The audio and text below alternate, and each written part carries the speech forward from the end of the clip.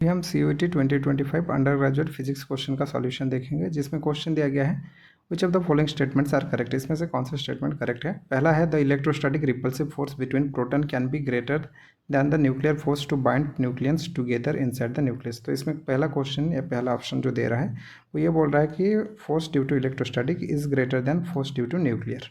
ठीक है, तो ये पहला स्टेटमेंट है जो कि आपका गलत स्टेटमेंट है। ठीक है, इसमें रिपल्सिव फोर्स कभी भी न्यूक्लियर फोर्स से ज़्यादा नहीं होता है। सेकंड है the repulsive electrostatic force between two proton is smaller in smaller nuclear is much smaller than the nuclear force between nucleons inside a nucleus. तो इलेक्ट्रोस्टैटिक जो फोर्स है it is less than nuclear force. तो ये statement सही है। Electrostatic force जो है वो आपका कम होता है न्यूक्लियर फोर्स से। थर्ड वो दिया है the gravitational force between nucleons is much smaller than the nuclear force between the nucleons inside a nucleus. तो ये जो ग्रेविटेशनल फोर्स होता है Fg it is also less than nuclear force. तो न्यूक्लियर फोर्स से ये कम है, तो ये भी स्टेटमेंट सही है। लास्ट स्टेटमेंट दिया है the binding energy per nucleon between nucleons is almost constant because nuclear force is a long range force. तो ये कांस्टेंट तो रहता है पर ये लॉन्ग रेंज फोर्स नहीं है।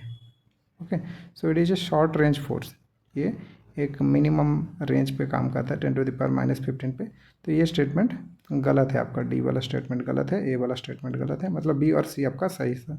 तो ये ऑप्शन 2 आपका सही रहेगा। इसी टाइप के CUET के और सॉल्यूशन देखने के लिए stay updated with the channel. Thank you for watching.